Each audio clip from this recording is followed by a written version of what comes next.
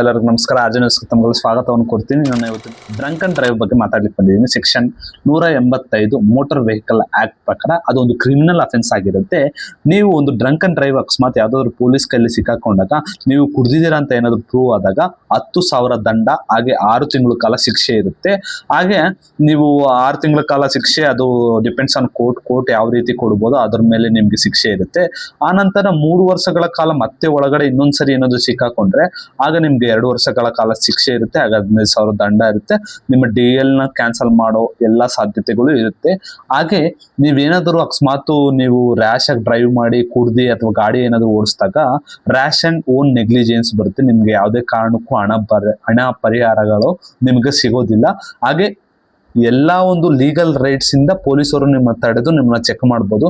ನೀವು ಯಾವುದೇ ಕಾರಣಕ್ಕೂ ಅವ್ರನ್ನ ತಡಿಬಾರ್ದು, ನೀವು ಚೆಕ್ ಮಾಡಂಗಿಲ್ಲ ಅದು ಇದು ಅಂತ ನೀವು ಹೇಳಂಗಿಲ್ಲ. ಅವರು ಚೆಕ್ ಮಾಡಬಹುದು, ಅವ್ರಿಗೆ ಎಲ್ಲಾ ಅಧಿಕಾರಗಳು ಇರುತ್ತೆ.